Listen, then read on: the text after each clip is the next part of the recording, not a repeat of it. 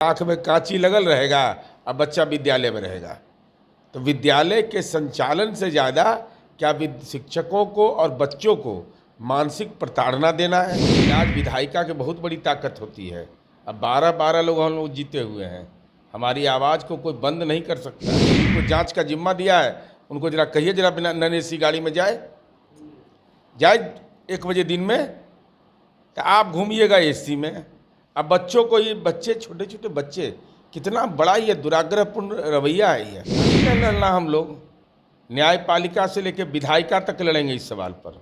कोई बच्चों का और उनके माँ पिता का मानसिक शोषण करे, यह कतई बर्दाश्त नहीं। हमारी आवाज़ सुनी जाएगी, इतना हमको भरोसा है। और उन बच्चों की भावना, उनके माता पिता की भावना, उसका आह लग जाएगा। नमस्कार, आप न्यूज फाउंडेशन देख रहे हैं। मैं हूं आपके साथ वंदना। एक तरफ लोकसभा का चुनाव हो रहा है तो दूसरी तरफ बिहार में सियासत इस बात को लेकर के गर्म है कि के पाठक के फरमान से शिक्षकों में भारी आक्रोश होता है। लेकिन यहाँ इस मामले को किस रूप में देख रहे हैं? नहीं, इसके राजनीतिक अर्थ पर और राजनीतिक टिप्पणी से मेरा कोई सरोकार नहीं है। मूल विषय यह है कि आप सुबह 6 बजे से विद्यालय आपने हीट वेव के चलते कर दिया। अब सुबह 6 बजे का मतलब है कि 4:30 बजे बच्चा जगेगा, स्नान कराना, उसको भेजना विद्यालय। शिक्षकों की उपस्थिति आपने गारंटी कर दिया और कहा कि इसका फ़ोटो भेजिए। यह बिल्कुल अव्यावहारिक निर्णय है।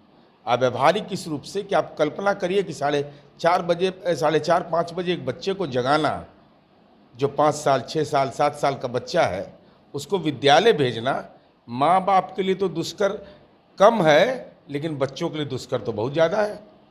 तो आप निजी विद्यालय भी अगर चलते हैं तो बस आता है 6 बजे, 7 बजे, 7:30 बजे से स्कूल शुरू होता है। ये कैसा माननीय के पाठक जी का फरमान है कि आँख में कांची लगल रहेगा और बच्चा विद्यालय में रहेगा। तो विद्यालय के संचालन से ज़्यादा क्या शिक्षकों को और बच्चों को मानसिक प्रताड़ना देना है, यह तो वही स्पष्ट करेंगे। और जो ही हम लोगों को जानकारी मिली, मैंने खुद माननीय शिक्षा मंत्री जी से बात किया, गोपालगंज में थे। हमने कहा कि इसको संज्ञान में लीजिए, यह गंभीर बात है। इस ढंग से अलोकतांत्रिक तरीके से कोई भी निर्णय निश्चित रूप से शिक्षकों के लिए नहीं, समाज में जिन बच्चों का, भाई कितनी भागीदारी बढ़ गई। सरकारी विद्यालय में बच्चों की भागीदारी इतनी तेज़ी से बढ़ गई, निजी कोचिंग संस्थानों पर इसका असर पड़ रहा है। तो ये इसका मतलब कि विद्यालय पर भरोसा बढ़ा है, तो वो बच्चे बीमार पड़ जाएंगे। हीट वेव चल रहा है, 1:30 बजे तक आपने विद्यालय का संचालन तय कर लिया। अब 1:30 बजे दिन में हीट वेव 41 डिग्री, 42 डिग्री में भाई विद्यालय जाना, एक पंचायत के अंदर अगर हाई स्कूल है तो उसका रेडियस 5 किलोमीटर का है, तो उतनी दूर तक बच्चों का जाना, ये कहीं से व्यवहारिक लगता है? कोई भी व्यक्ति जो व्यवहारिक होगा वह एयर कंडीशन रूम में बैठ के फैसला आप ले सकते हैं। लेकिन अगर आपको एक शिक्षक और एक अभिभावक होने के नाते, पदाधिकारी और अभिभावक होने के नाते, जरा दे दीजिए जिनको जिनको जांच का जिम्मा दिया है, उनको जरा कहिए जरा बिना नन एसी गाड़ी में जाए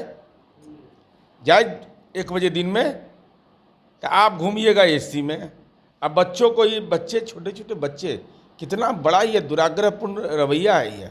इसलिए यह निश्चित रूप से अव्यावहारिक है, अलोकतांत्रिक है, अमानवीय है बच्चों के मामले में।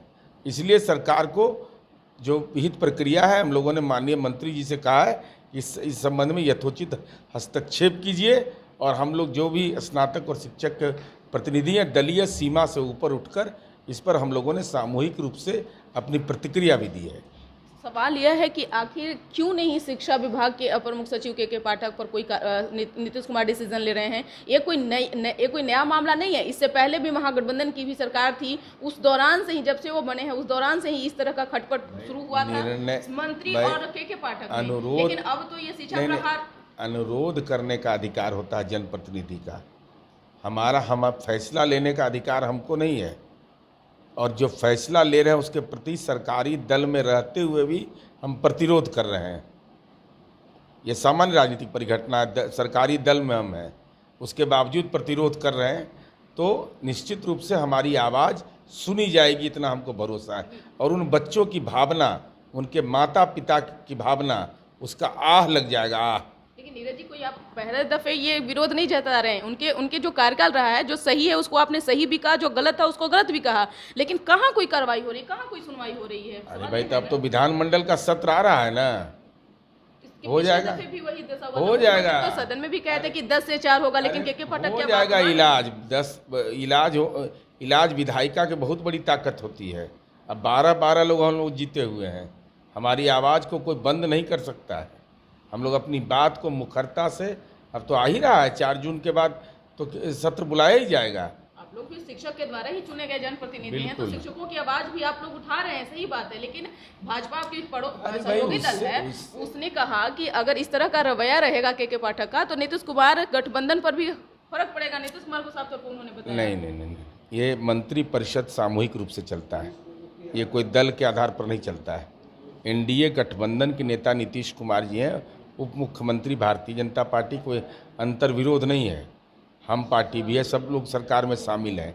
ये सरकार में शामिल हर एक दल के लोगों की ये जिम्मेदारी और भागीदारी होती है। इसलिए यह कहना कि केवल एक ही व्यक्ति का जिम्मा, यह बिल्कुल न्याय संगत नहीं है। आखिरकार एक अंतिम सवाल है कि आखिरकार शिक्षक कब तक के शोषण होते रहेंगे इस तरह से? आरोप भाई, लड़ाई लड़ी जाती है, लड़ाई लड़ेंगे, मजबूती से लड़ेंगे, जानते हैं लड़ना हम लोग। न्यायपालिका से लेकर विधायिका तक लड़ेंगे इस सवाल पर।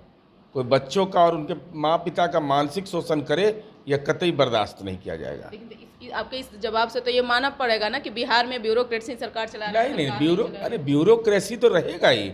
अपर मुख्य सचिव हम बन जाएंगे, हम चाह के भी नहीं बन सकते हैं। हमारी खूब सदिच्छा रहेगी तो बन जाएंगे हम। अनऊ MLC बन सकते हैं भाई। तो विधायिका भी रहेगी, विधायिका को न्यायपालिका भी रहेगी, कार्यपालिका भी रहेगी। ऐसा नहीं है कि आप अंतिम सत्य हैं।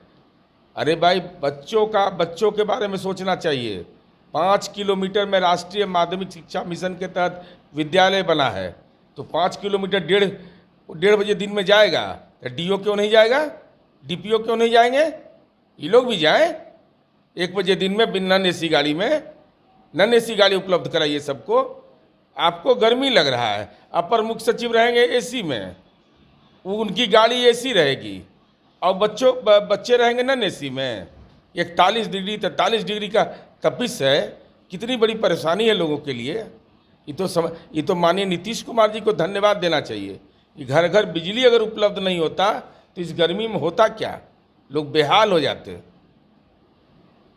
बहुत बहुत शुक्रिया बात करने के लिए। तो आपने सुना कि क्या कुछ कहना था जदयू के मुख्य प्रवक्ता बिहार सरकार के पूर्व मंत्री नीरज कुमार का।